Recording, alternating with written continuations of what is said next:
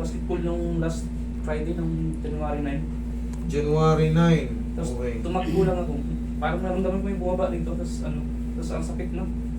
Ayun nga, may bumaba. Naramdaman mo pag may bumaba, ibig sabihin nun, idol, maaaring na-compress yung ano mo. Tumakbo lang ako eh. Tapos pag salo ko ng bola, ano ko na dito? Parang nag-lock na. Hmm? Masakit na. January 9, yan na ngayon, 20, ano ngayon, 2? 3. 23 na. Tapos ang mali ko, napahilot ko kinabukasan. Yun nga eh. Napanood mo na ba yung explanation ko about Yun yan? nga, huli ko na ano kasi. Ganito yan. Naalala. Kunyari, napilay ka. Siyempre, ina-expect mo, gusto mo kagad gumaling eh. Ngayon, pagka ang ordinaryong manghihilot ang napuntahan natin, pag wala silang alam sa mga anatomy ng body parts natin, didiinan nun yung masakit sa'yo. Lamig yan. Ngayon, ang kalalabasan mo, imbis na gumaling ka, lalong sumakit. Naramdaman mo na may bumaba eh, maaaring discompression yun kasi yan lang naman ang tanging bababa dyan eh, ito eh. Kasi ito, na pumuputok po talaga ito. Siyempre, sa paglalaro mo ng basketball, talon, takbo, baldog, talon, takbo. Ngayon, nung pag-upo mo ng ganun, parang may naramdaman ka, ba, may umusog ah. Ano yung uusog na yun? Yung tinatawag na mga facet joint. Ngayon, pagka hindi mo yan naibalik, hindi mo na ibalik sa posisyon yung mga facet joint, kakalso na yun. Pag kumalso na yun, siyempre kinabukasan, magana yan. Mas ganun sakit eh. Hanggang dito. Oo. Pag nagawa dito, sakit dito. Magana yan ngayon. Pahihilot mo ngayon.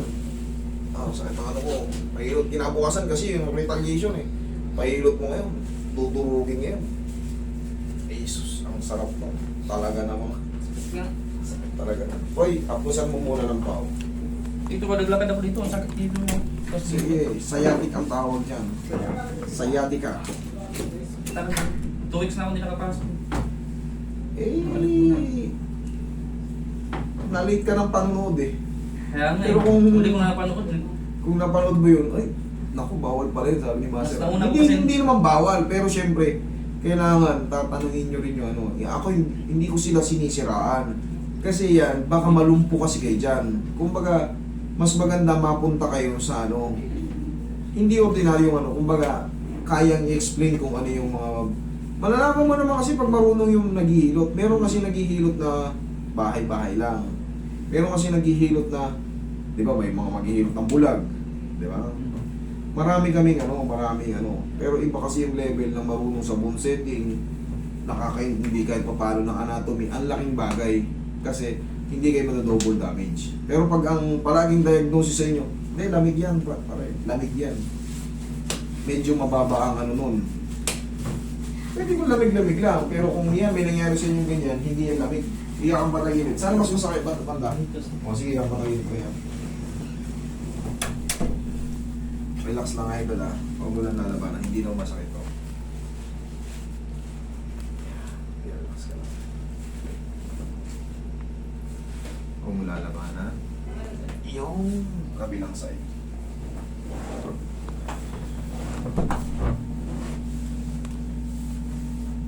Okay, lagdag mo lang ako.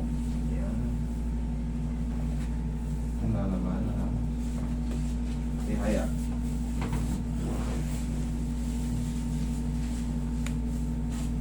Huwag mong titigasan yung katawan mo. Lambutan mo lang. Lambutan mo lang. Mabilis lang to.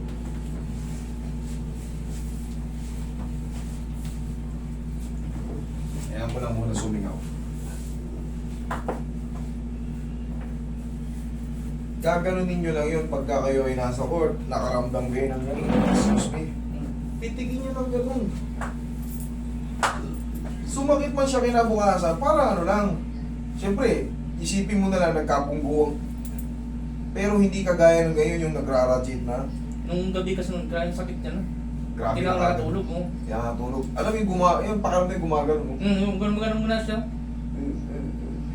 Kasi yung bloodstream mo, pa lower extremities, dahil sa inflame doon, dahil nga sa pinch nerve or yung inflame sa loob, pipigilan niya yung bloodstream mo. Mararamdaman mo parang humihinga-hinga yun, no?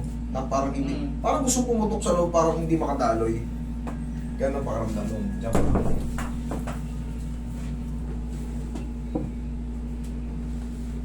Relax lang. Inhale. Exhale.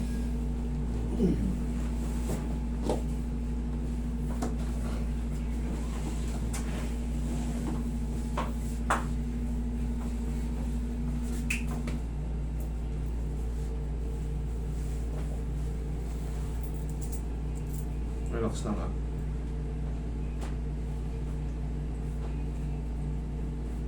Relax. Yan, mas din. Sige, relax. Hindi lang natin ng konti. Sige, Roy, massage mo, Roy. Sobrang tigas ng mga muscle mo, pero that's normal. Always secondary muscle spasm. Kaso, dahil nagkaroon na nga ng inflammation sa loob. Pero that's normal. Pero syempre, hanggat hindi mo yan pinaayos, unti-unti ka nang lulumpuhin yan, idol. Alam mo yung, bakit ka malulumpo? Humihina na yung balakang mo tapos yung lakad mo, habang tumatagal, parang puputok yung mga ugat mo sa paa. Dito mas talaga ang pinakamasakit. Correct, tama yun. Kasi nga, pigil. Ngayon, syempre, mananatili lang ganun, malulumpo ka na. Hanggang sa, pati balakang mo, ay pati yung buong puwersa mo,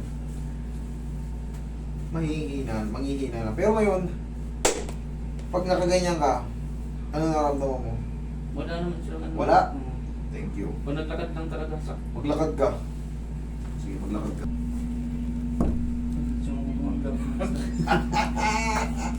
Hindi. Alam ko naman yan eh. Kahit gaano kayo kasibir, basta agapan natin, huwag kayong magpapabuwan, magpapataon ng ganyan. 4 to 5 days, wash out na yan. Okay, yung pinaka-trauma na lang yung naramdaman. Kaya sabi mo, uy, ganda. Thank you, Kanina, Lord. sobrang sakit pag iyan. Kanina yun, pumunta ka rito, kasalanan mo yan. Okay? Thank you, Lord.